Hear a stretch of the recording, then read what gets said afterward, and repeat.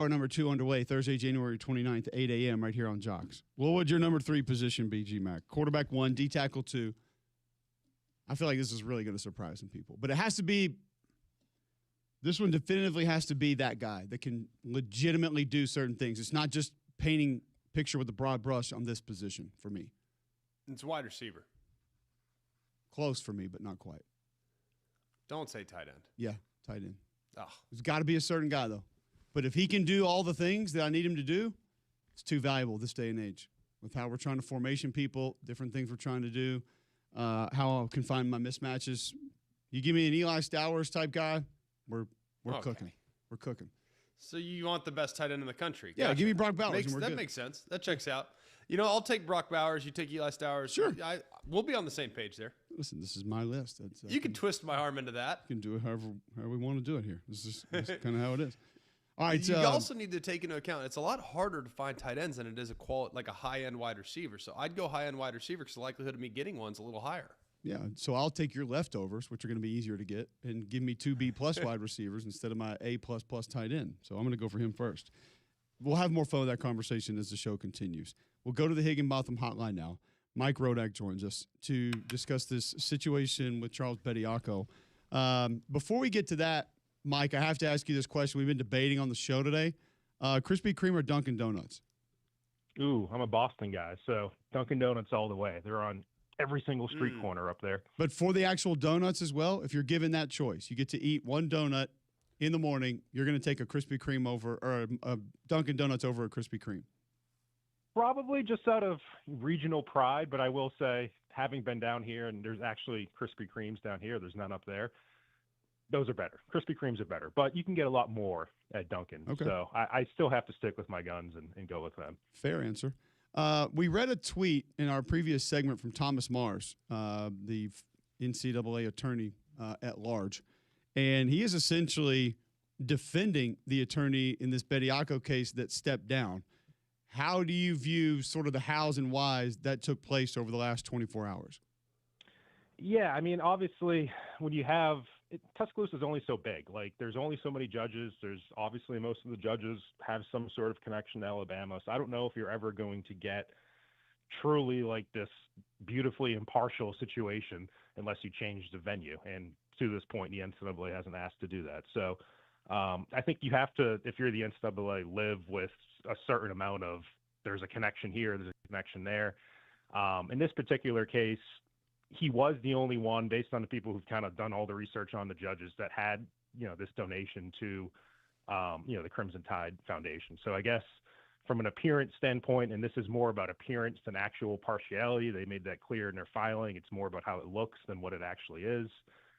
I guess there is something there where it's a good thing for him to be recused. And in this particular case, Bediako's attorneys, did not oppose it either. So, it brings you to Daniel Pruitt, who's the new judge now on the case. And I guess you can look at that and say he's overseeing the Darius Miles case. He's already overseen Miles' co-defendant, Michael Davis, in his murder trial. And he was convicted, and he was sentenced to life in prison by Pruitt without the possibility of parole. So, maybe an outside observer can look at that and say he hasn't shown any sort of partiality towards Alabama basketball, Darius Miles, et cetera. And in this particular case, the attorneys for Miles actually tried to get him to step down in that case, to recuse himself in that case. So I guess it looks better, and it's all about appearance when you're talking about recusals. And again, there's only so many judges to pick from at the end of the day. What is the process like to get something moved? I'm not a lawyer. But what's the process like to get something moved from Tuscaloosa in this case? That's a good question. I think it would probably have to be extraordinary circumstances where it's truly like you just can't have a case in a particular area. I don't know if this would rise to that level. Obviously there are a lot of implications nationally in terms of what might happen for eligibility if Bediako wins this case. But at the end of the day, this is not, a murder trial. This is not something of that significance. And I personally, again, not being a lawyer either, I would have a hard time seeing it being moved. even if you go to a different venue within the state of Alabama, you're still probably looking at the list of judges and saying, this guy went to Alabama, this guy went to Sanford, et cetera. Like, I don't know how much that would change it. But, there's other avenues. I think sometimes people try to move cases to a federal level. I know I've covered the Jeremy Pruitt case, which is up in DeKalb County against the NCAA, and they've tried to argue that's not a proper venue, that the DeKalb County, Alabama doesn't have jurisdiction over the NCAA. So I don't know if that will be something that comes up in this case if they try to make the same arguments. But I think, again, it's just, you kind of have to proceed as it is right now, where it is in Tuscaloosa. Visiting with Mike Rodak of AL.com, discussing Alabama's situation with Charles Bediako. So now that this attorney steps down, we know that restraining order, I believe, extended. I'm not sure the proper terminology they need to use there. What's next, essentially, for our listeners that are interested but don't know the details here of his eligibility and what this may look like moving forward? Right. So there was the initial 10-day restraining order that was started last Tuesday or last Wednesday morning, and then it was extended for 10 days because the NCAA attorney could not make the hearing this past Tuesday because of all the weather. I believe he lives in Tennessee. Obviously, there's the ice storm up there. It's perfectly reasonable. So it was extended an additional 10 days, but that's still pending an actual hearing taking place. And so the next big step is, when does that hearing take place? And as of 10 minutes ago when I looked, it still has not been scheduled on Pruitt's schedule now that he's the judge. So I would imagine that probably happens soon, maybe today, that it gets on the schedule. And that really is the next benchmark in terms of how much longer Bediako can play. I would imagine there's no hearing before Sunday. I think it's a tight window right now, but probably reasonable to expect it maybe to happen next week. And then it's just a matter of, does it happen before the A&M game on Wednesday? Does it happen before the Auburn game on Saturday? And then when the actual hearing takes place, does the judge rule from the bench, or does he wait and then file his decision later? Because that would also impact how long he might be able to play if it happens right then and there, or it's something that happens another day or two later. So those are the big questions right now. We don't really know the answers to them. We don't know how he will rule. If he will rule in favor of Bediako and give him the injunction, then, that basically means he's probably going to play the rest of the season, because that really, will be pending the outcome of the case. Gotcha. Mike Rodak, pardon me, now with Bama 247, old habits die hard. You can find him on Twitter at Mike Rodak. Find his work at 247sports.com/college/Alabama. Filling us in on the Charles Bediako situation with the Crimson Tide and joining us on the Higginbotham Hotline. So one area of this that I'm interested in is how much is being handled in state court. How far can that go? Does that hold up everywhere else from an NCAA standpoint? I don't know exactly where a lot of this is.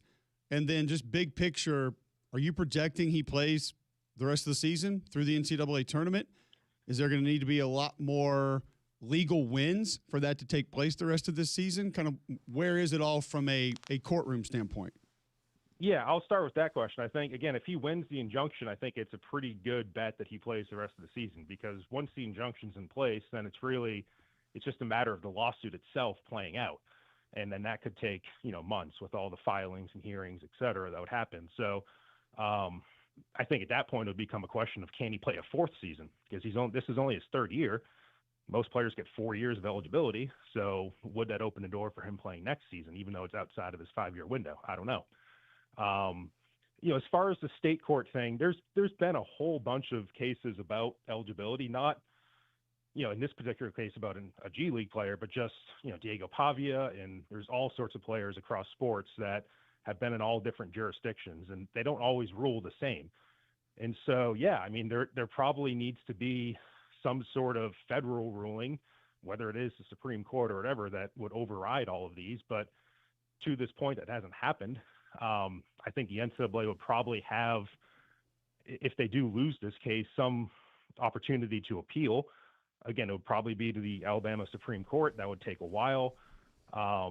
They could win a similar case somewhere else in a different state, and then it's a matter of, which state's ruling holds up. Not being an attorney, I can't really say how that would all shake out, but it's kind of a mess right now, because there's a lot of different cases in a lot of different states and a lot of different results that have come from those to this point. It's definitely crazy. How would you assess the the additional eligibility challenges that could come up in the next couple years. I mean, you just referenced the 5-year window. I think that's why this has been allowed. You can say the perceived bias of the judge, what have you. Like, I think it's because it's in the 5-year window. That's why he was able to return. But if he were to be able to return next year, now we're really opening up a whole host of challenges. Like, he left early. He decided to leave early, and it didn't work out. It's like welcoming back your girlfriend after she breaks up with you. To me, it's a hard thing to stomach as an Alabama supporter. So how would you assess the argument that can be made on his behalf to expand his window to 6 years? How does that work? A lot of other players have played 6 years, 7 years, under different circumstances. That, JUCO players, that was kind of the most recent thing with Pavia and some other players, that their JUCO years didn't count. And that kind of extended their eligibility clock. I mean, there's players on this Alabama football team right now, like Jamarian Latham will be playing his 7th year. Kedrick Bingley Jones from Mississippi State will be playing his 7th year. So there's definitely players outside of that 5-year window who've had their time extended because of COVID waivers and red shirts and medical red shirts and another medical red shirt. So there's probably a legal avenue if you're Bediako's attorneys, if you do win this case, to then make the next step and say he's only played 3 years. And if he gets 4 years of eligibility, why does it have to take place in the 5-year window if other players get their 4 years in a longer window? So again, these arguments can kind of get perpetuated, and it goes to the next one and the next one. And, obviously the big question with Bediako is, having signed a 2-way contract, what does that mean for other players who have signed 2-way contracts? What does that mean for players who have played in the NBA? What does that mean for players who have played in the NFL or who have been drafted to the NFL but have never actually played, if they've played on a practice squad and IR, et cetera? There's a lot of implications, that come from this. And if you do have an opportunity, if you're Bediako, to come back and win this case and play, the walls come down as far as what the NFL is, what the NBA is, and what the NCAA is. Like, that wall just continues to crumble. And I don't know if that's necessarily a bad thing, but it certainly sets up a case where you need a CBA, you need a union, if you're the NCAA, to have an actual system where you can enforce these players are the ones who are allowed to play and these players are not. Sounds like we need to challenge Faraday moving forward, Mike, because we were told on this show that having a team that's old is not fair in football. So, because what Indiana did last year, not fair, not allowed to do that, and should not count if you have an old football team. And to have maybe one right down the street, I'm not sure how we're going to muster that. I'm not sure how people are going to swallow that pill. But nonetheless, we appreciate you educating on us and hopping on the show today. Yeah, you got it, guys. Thank you. Mike Rodak with Bama 247 joining us on the Higginbotham Hotline. Some interesting thoughts, projection on Charles Bediako, his situation at Alabama. I don't know about you, Greg, but I just always lean as though none of these things are going to be taken away. There's been too many legal wins against the NCAA for me to feel like the NCAA is just going to all of a sudden show up and be like, yep, we got this figured out. Legal team, go. Good. Well, right now we're just dealing with a lot of unique circumstances as we continue to deal with the fallout of COVID. That's the tricky part, because you are seeing examples of guys getting extended time and injury waivers, all this other stuff. JUCO, another example. I think when you start talking about extending players' clocks to 6 years, 7 years without those extenuating circumstances, now you're dealing, like, what are we doing? That's too much. I mean, it's too much. There needs to be a maximum age that is enforced either at the federal level or by the NCAA, maximum age of guys that can play college sports. Like, at some point, like, it's too much. Like, I want to create a competitive advantage for sure. I'm totally supportive of coaches creating a competitive advantage. I don't blame any coach for doing what they're doing right now. But at some point, when you have 25, 26-year-old kids playing college sports, it completely destroys the fabric of what college sports is all about. Like, those transformative years between 18 and 22, 23, that's what college sports is all about. And you're really hurting the high school player. And that to me is the biggest issue, is that you're hurting the high school player. So that's the argument against what's going on right now in challenging eligibility. I think the problem, everybody wants to win, but you're also hurting high school players. And there's thousands upon thousands of high school players that are being negatively impacted by guys being allowed to play until they're 27 years old. But It's ridiculous. Anybody that's looking to win one of these cases, that's the least of their concerns. Well, it should be one of the biggest concerns. The attorney and the individual. You think Diego Pavia or Charles Bediako is sitting out there going, "Yeah, I'm screwing over some high school kids here, but I don't care." I mean, no, they don't care. I'm not saying that they should care. I'm saying the judges that are ruling in this situation should care. Like, bigger picture, they should care, because for every one example in which a guy gets a win to extend his eligibility, you're hurting thousands of potential high school kids. Like, the trickle down and the ripple effect is significant. And I think that's how you put an end to it. Say there's a maximum age. When you reach this age, you are no longer eligible to compete at the NCAA level, barring something unforeseen, a la playing professional rugby and you're a 30-year-old punter. Like, that's unique. That's different. You didn't start your clock yet. So I think there needs to be something in place there where maximum ages are enforced, because the effect that it's having on high school kids is just not fair. That's the problem. The high school kids are getting absolutely destroyed in this situation because no one's fighting on their behalf. All right, we'll continue that conversation. Couple other things have been happening throughout the show today. We still want your feedback. Dunkin' Donuts or Krispy Kreme. We'll continue that conversation. Top 8 positions in football, if you had your choice. The top 100 college football games list is out as well. What games initially come to mind there? Top 10 portal classes we've discussed. Some transfer news. Some commitment news that we need to get to. All of that and more after Auburn head basketball coach Stephen Pearl joins the show next, right here on Jocks.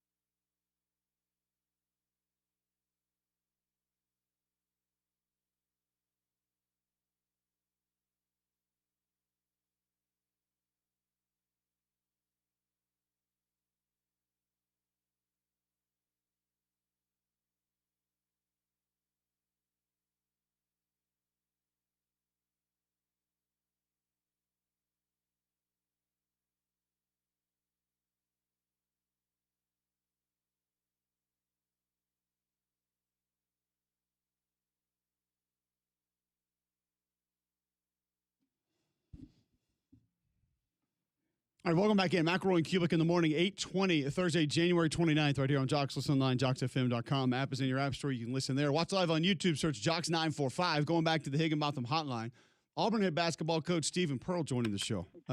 Pretty impressive comeback win last night against Texas at home. Before we get to basketball, though, important question we're asking all of our guests and some listeners today, Coach Pearl. Dunkin' Donuts or Krispy Kreme? Do you have a preference? Is one better than the other? Man, I think you go Krispy Kreme donuts, Dunkin' Donuts coffee. Probably fair, and I think that's where a lot of people would end up, which is fine, totally okay. But What'd you guys go with? Yeah, we probably the same. The donuts, I think you got right, and that's really all that matters. Because if you get that right, the coffee can figure itself out. But yeah, we'll figure the coffee's good no matter what. We'll figure it out. But if I'm going to pound 400 calories, it better be legit. I'm just telling you. That's right. It better be really good. It better be worth it. It better be worth it. There we go. We have a segment at the end of every show called Bad Box Score of the Day, and we just we highlight the best of the worst of sports from the evening before. It almost felt like your team was on the way to one of those. Then you have an amazing comeback against Texas, and I'm always intrigued when I see some of these box scores, what the message is to the players, what the coaches even say. Was yours any different than it normally would have been last night to your team, as opposed to another night where maybe you had fallen behind or were in somewhat of a similar situation? Yeah, I mean, if you look at, them making 8 threes in the first half, that's a team that averages 7 made threes per game on the year. So for us, it was more just about just staying the course and not overreacting or panicking to the shots that they were making and taking.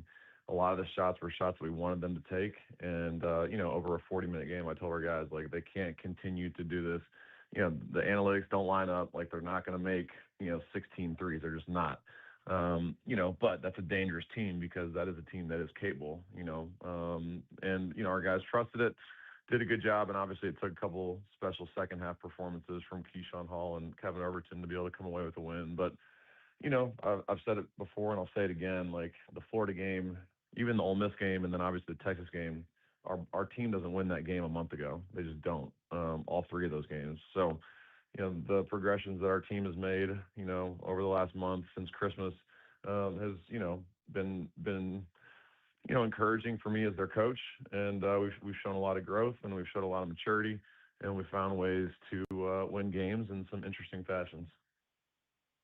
It's pretty remarkable how I feel like the identity has kind of changed what we thought it was going to be, given what you lost last year to what you've now become.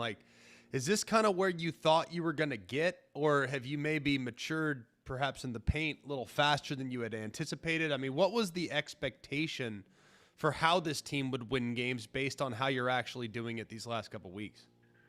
Yeah, I knew Keyshawn Hall was going to be really good at getting downhill and getting fouled. We all knew that coming in, but I think we've had a couple other guys, whether it's Kevin Overton or Sebastian Williams-Adams or Murph or, even Tahad in some instances, that have done a really good job of making the whistle blow and making them send us to the foul line. And, it's been the difference in us winning 5 out of the last 6.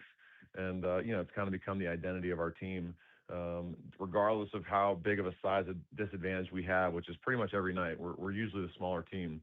Our team has got some guys that can really get by their men, play off 2 feet, and draw contact. And we did it again last night, and ultimately it allowed us to have a lot of. I think we only had 4 empty possessions in the second half. Against Texas last night, we either scored or got fouled on every other one. So that's been the surprising thing, for me, is that that's kind of been our identity, because we have a team that's got some good shooters, and we showed that a little bit last night, but. Our ability to get downhill and, be disciplined, play off 2, and draw contact has been something that's been a little surprising, but, obviously we'll take it any way we can. I kind of want to follow up with where Greg went there, and your team, maybe what you thought you had, now what you have. Can you go a little bit further in Keyshawn in his game? 31 points last night. You mentioned the free throw line. He was great, 14 of 17. Couple rebounds, couple assists. What aspect for him now is maybe furthest down the road of what you weren't sure you had with him at the beginning of the season? I mean, a lot of the tape that we've seen on him is a lot of the things that you saw in the first half of Florida and in the second half of Texas. All those things offensively are things that, he's really shown I think for me, Cole, like he's way more under control this year, I think, than what I've seen him in years past. Like he's kind of been a bull in the china shop, but he's slippery in a way. But like this year, I think he's done a great job of just playing with great tempo, playing with great pace. And I think his passing has improved, year over year. And he's become one of our best facilitators. And he does such a good job of drawing the attention, getting off it, and getting our guys clean and open looks. And, Kevin Overton was the biggest beneficiary of that last night. Everything that he's doing offensively as far as scoring the basketball are all things that we've seen, getting to the foul line. But I think his facilitating is something that he's really continued to improve on as the year's gone on. When you look at the way you guys have kind of protected the ball and been smart with the ball, and the numbers are ridiculous. Last night to have 3 turnovers. I don't recall a game in which I saw a team with 3 turnovers. Is that something that you've seen? I mean, have you ever seen a performance where it was that clean throughout the course of a 40-minute game? Well, I think it's a combination of a couple things. Like one, we really did. We talked about in the scout, like if we turn the ball over, this team scores 20 points per game in transition, and it's going to be a really important piece for us. We did a good job of taking care of the basketball, being physical with the ball. But part of it too was in the first half, we kind of took the first shot that we saw was available, which we don't always want to do. Which when you take your first shot, you don't turn the ball over a ton. But I thought in the second half, Greg Wick, we did a great job of playing under control, playing out of space, being strong with the ball, and drawing contact and getting to the rim. So it was a big emphasis in the scout. We couldn't turn the ball over against this team because they create offense from their defense, and we felt like we had the best chance if we were able to get them into the half court. And in the second half, we did that, and obviously we were able to come away with a win. You mentioned physicality a couple of times. I'm thinking a couple of ways that most people wouldn't actually normally mention. Stephen Pearl on the Higginbotham Hotline with us, head coach of the Auburn basketball men's team, and that was one with the ball. Like you don't hear a lot of people saying be physical with the ball. I imagine that has to be an emphasis again this weekend. Number one, take us further into physicality with this matchup. I might even go to the distraction part. I know you're probably looking forward to this. This is probably something that you're excited about being able to go do, and that's play in Knoxville. Yeah, I mean, Tennessee is one of the best historically since Coach Barnes has been there. They're one of the best defenses in college basketball. They do a great job of their one-on-one defense. They're really physical. If you're soft with the ball, it's going to lead to turnovers. And they've just always kind of prided themselves on their physicality and their defense and their rebounding. And they have some really, really talented players this year. So for us, we talked about every time we drove the basketball, they were going to come with multiple hands to try and strip and rip us. And if you weren't physical with the basketball, it was going to lead to turnovers. And I thought for the most part, our guys did a pretty good job with that. We're going to have to do that, but even yet, some more against Tennessee, and they're the number one offensive rebounding team in college basketball this year. So, we have gotten out rebounded the last two games against 2 of the best rebounding teams in the country. And in order for us to go to Knoxville and get a signature win, we're going to have our best checkouts of the year and just finish possessions with a rebound. It's going to be tough to top that signature win from last weekend, just so you know, based on when the last time that happened. But I know Auburn fans will be excited about it. It'd be really cool. Awesome job. Awesome to watch your team just getting better, continue to climb that ladder. And we always love when you come on and kind of recap it for us and talk about your team. Hope we can do it again soon. Yeah, I would love to. Appreciate you guys, and we'll talk soon. There you go. Stephen Pearl, Auburn head basketball coach, joining us on the Higginbotham Hotline. Massive challenge this weekend, but you find yourself in moments like that last night, G-Mac. Down 14. Yeah, you had the home crowd to be able to help with it a little bit. And it was a team that, from a matchup standpoint, you had some areas that you could go out there and take advantage of. But being relentless in that way, being able to forget a lot of the bad inside of a game and turn it into good, those are signs of good basketball teams. Potentially could end up being really good, great basketball teams. But I imagine his staff, and that team learned a lot about themselves last night. Well, I don't know how you couldn't. And to see what Hall and Overton are doing to combine for that level of production, to shoot 68% in the second half plus is absurd. And I think, and Steven even said it. I mean, they're starting to really lock in on the details. I mean, that's the sign of a mature team. And like you said, I mean, to flip the switch at halftime and to pour 50 on them, 50 plus in the second half says an awful lot. I mean, they looked lethargic in the first half. Would you not agree? I mean, they didn't look like their normal self when taking into account they're playing at home. Like they just, and clearly a spark was lit at halftime. That's a testament to the staff and to Steven specifically to kind of get them back into a rhythm and to kind of jumpstart them there after the bell. I don't think there's any doubt. And it was a nice win last night. Auburn a big challenge in Knoxville this weekend. Of course, that one means a lot to the Pearl family. Both Bruce coaching there, Steven playing there, and that's going to be a fun watch. Sticking quickly with another one, because I will not mention this in our final segment of the show, although could have qualified. Last night in SEC hoops, Florida takes down South Carolina 95-48. Double up. It's going to be hard for us to continue tooting the horn about SEC as maybe the best basketball conference in the country when we're getting Alabama, Missouri 90-64, Vandy, Kentucky 80-55, Florida, South Carolina 95-48. This one almost qualified. 47-point win, tied for the largest SEC win in program history for the Gators. Largest road SEC win in program history. It's tied for the second largest road win in an SEC versus SEC matchup all time. Largest since 1952, where Kentucky knocked off Vandy by 52. Yeah, that 52 Kentucky team, you didn't want to run into that. No. They were tough to handle. Old Snake Boots Johnson. Not great from behind the three-point line because there wasn't one. Didn't exist, right? Yeah, they got it done in the paint, though. Great transition team from what I recall. South Carolina's 47-point loss, tied for the fourth largest in program history. I'm not sure what's more disturbing there. That you lost by 47, or that's not a top two loss in program history. That's saying a lot. They lost to Syracuse January 24th in 1999 by 47 as well. Second largest home loss in program history. That would be a 53-point loss to Wake on January 20th, 1915. Now, that 1915 Wake team was something else. Ooh. You didn't just strap up the Chuck Taylors and go out there and think you were going to run through that team. So that four-corner offense probably just decimated them. 100%. Largest SEC loss in program history for the Gamecocks. 15 straight losses versus AP-ranked opponents for South Carolina. That is the longest active streak among SEC teams. So some disturbing factoids coming out of that Florida blowout of South Carolina last night. Before we go to break, and listen, we got a couple of things that we're going to continue to need your help with on the other side, specifically me. Something is back, and it's not good that it's back. The cold weather hasn't left. It was below freezing when you left your house today.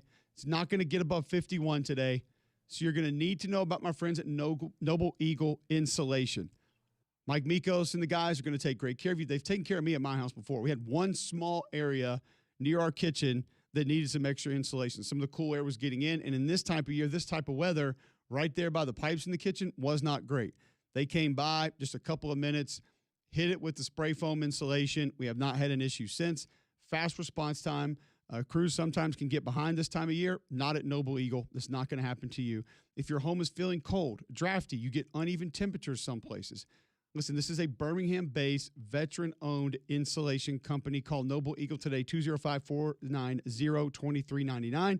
That's 490-2399. In business since 2013, established and trusted. Go to nobleinsulation.com as well to learn more about them online and what they can do for you. They emphasize reliability, service, and protecting what matters most. That's your home and your family at Noble Eagle Insulation, 205-490-2933 or nobleinsulation.com. Speaking of homes, I need some assistance around mine. I will tell you why next, right here on Jogs.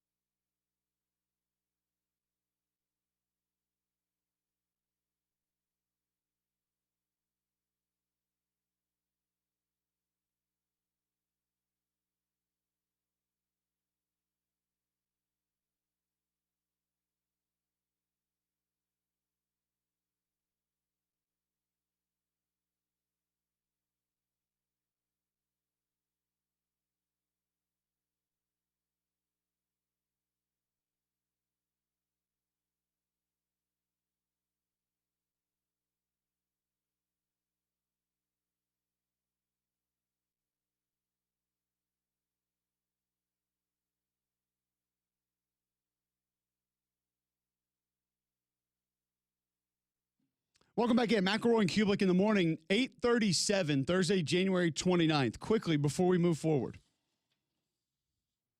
Text into the show, 205-834-9450. You might want that. 800-239-9569 to call in, at Mac and Cube to tweet in.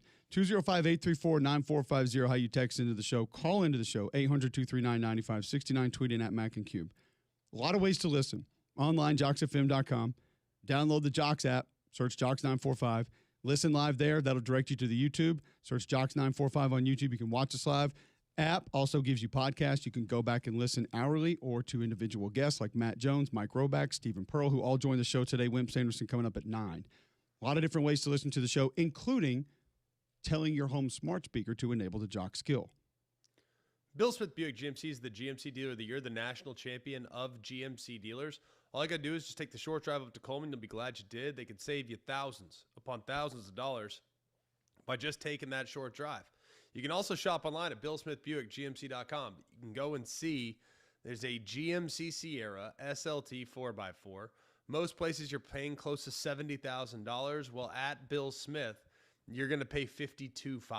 Savings of at least $15,000. It's deals like that that keep people coming back. There's a reason why 75% of their business is repeat customers. That's because you have a better experience when you shop with Bill Smith. So take the short drive to Coleman. You'll be glad you did. You can also shop online. Have it delivered right to your driveway at BillSmithBuickGMC.com. Okay, so something circling around social media this morning. I usually have a pretty normal routine, same routine. I'm out of the house pretty quick. Wife's usually the only other person that's awake in the house when I decide to get up and go. Usually not a lot of headaches getting out of the house. Not a lot of bumps in the road. I have not shared this. Emphasis on not a lot. Not a lot.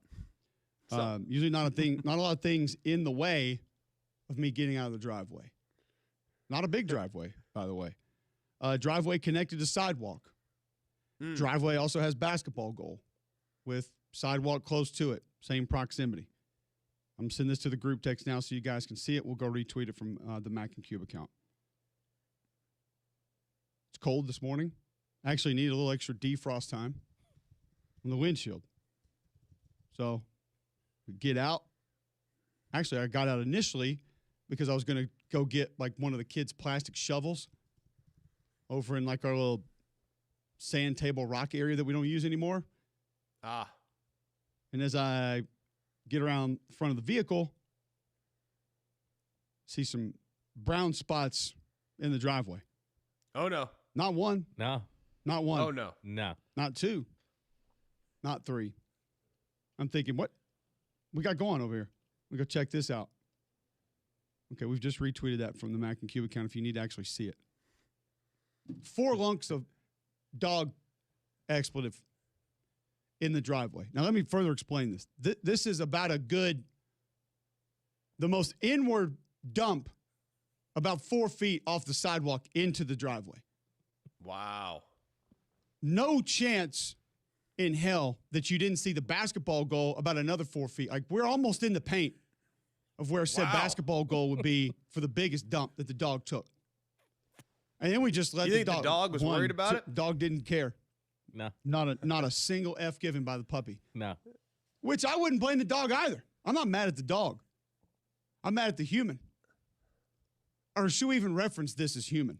This is despicable disgrace of what some might reference as a human being.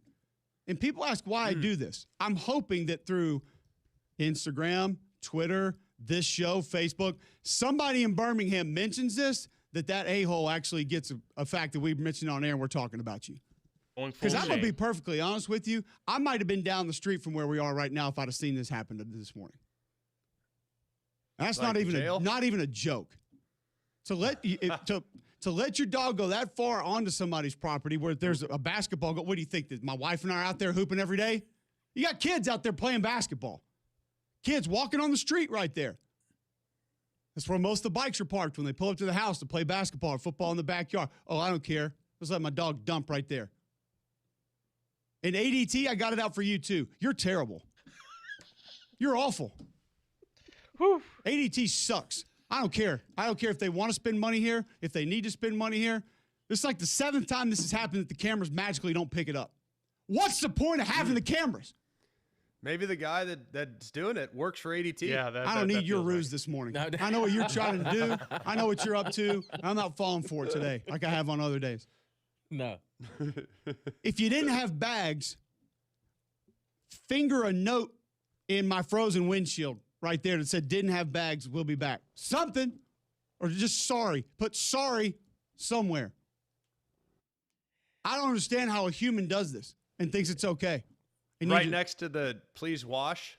Next to that, they do that right next in to there they'd too. write sorry right next to usually please don't wash. need a wash. My Sierra from Royal Buick GMC stays clean. Attaboy. Unlike my driveway. Because I have neighbors who let their dogs poop all over it. Not once, not twice, not 3 times 4. It was literally a walk and poop. Like Jay Billis does the walk and talk, whatever it is, down the court. That's what this guy or girl was doing with their dog in my driveway. Let's just see how far we can spread it across and get expletive everywhere. So I'm unhooking, here I am, trying to come in and do a radio show. I'm unhooking the foam thing over the faucet outside, whatever the hose spigot, whatever that's called. I got to reconnect the hose to that because it's frozen. You can't just pick it up. Right, yeah. Had already gone inside to get a Can't do bag, trying to pick that up. That's not working. So I got to hose it off. Oh. That's going to freeze. Somebody's probably busting their ass on that later today because it was 21 when I left the house. Like, who do you think Is it you just are? 21? What kind of person do you think you are? And whatever you think you are, you're 100 times worse than that. And I hope I find you one day. I hope I find out who it was. Liam I Neeson. hope that the construction man down the street or the UPS guy or somebody says, hey, I saw it happen. Tell me who it was. I don't even care about the proof. If I believe that person, point me to it's the on. shit. I'm gonna tell Well, you, it is on. Okay. This is gonna get you in Because trouble. we're gonna need It's poop. We're over. gonna need poop bags not only for our dog outside or other dogs outside. We're gonna put them to use in my house, and it's gonna be distributed accordingly.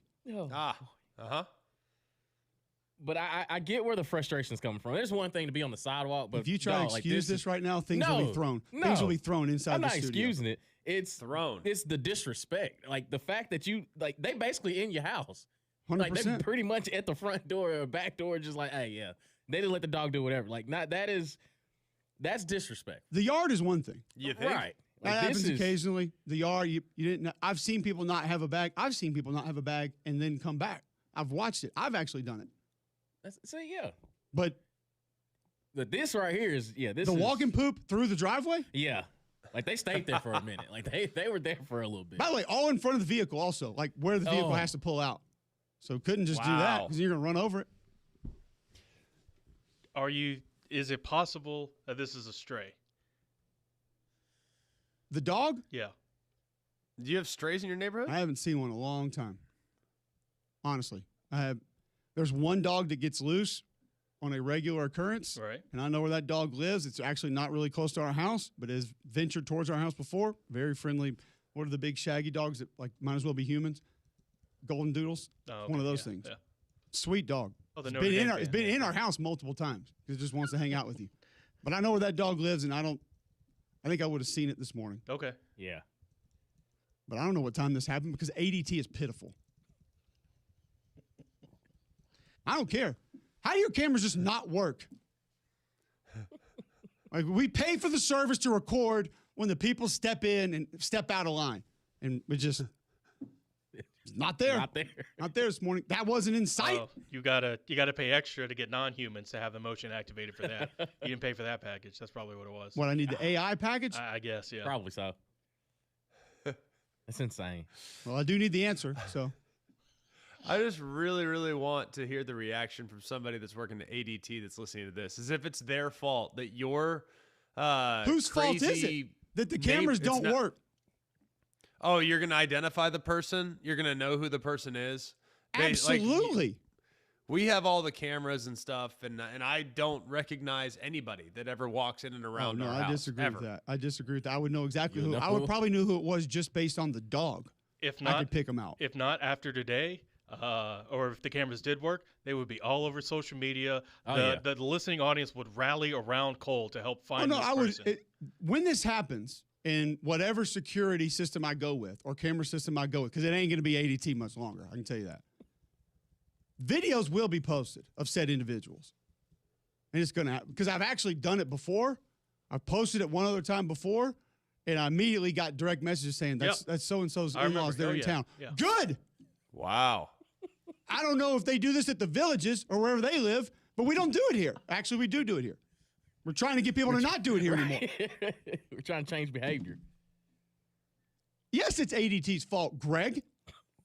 The cameras don't work. And I would absolutely know. I know about every dog in our neighborhood that walks by. I know who their owners are, and I know where most of them live. The majority of them, I have a pretty decent amount of respect and understanding that they wouldn't do this. Right. But this one. Like Damien said, this is next level disrespect. Yeah. You knew exactly what was happening, where it was happening, in front of a vehicle that has to be pulled out. It was facing that direction. And 4 feet, almost in the lane of a basketball goal, where the kids go out there almost every day and shoot. Screw them. Don't care about them. Habitual My dog's line. gotta How go. mad are you, Adam? Dog's got to go. How we mad? don't care about them. Go find a leaf, guy, girl, whatever you are. Get a stick. At least scoot it to the side. Like, Right there in the Just a fake little grass where it's just as bad. Go something.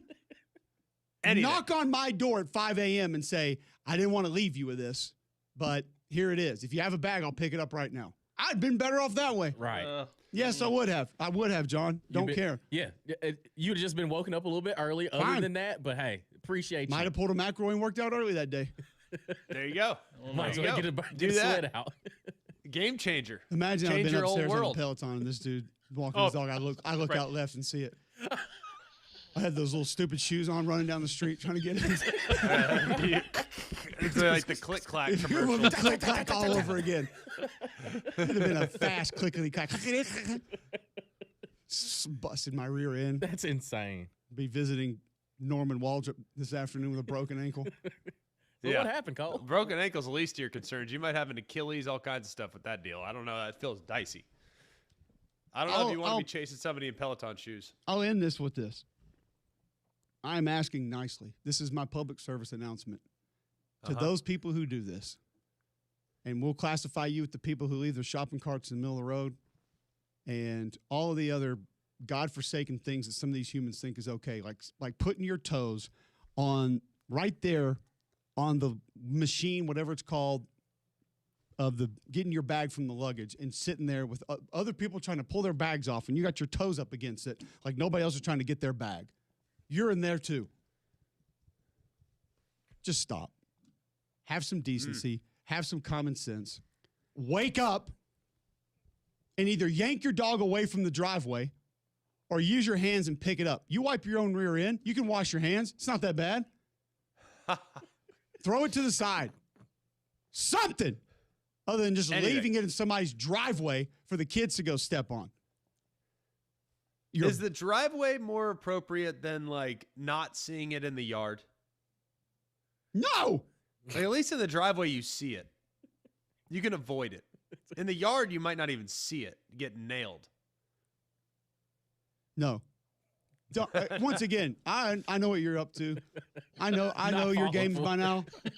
And you're trying to keep this ramped up and keep me going. That's it. I'm not falling for I it. want to take it to the next level. Just He had a slight and donut this subtle. morning. Well, he didn't have one. I Yes. think he's mad because he No, didn't I have Oh, one. he smelled one. No, I did smell one. Yeah, that's. I looked at a donut. And that's not our fault. I looked at You it. decided not to do that. That was a decision you made. This is Correct. the decision that this scumbag made. Oh, This Got him. insect. This rubbish walking around. Again, not blaming dog. I'm not saying dog needs to be kicked, anything like that. Not the dog's fault, person fault. Do something with yourself. There are options. There are always options. I mean, as Greg Sankey told me, decisions have repercussions.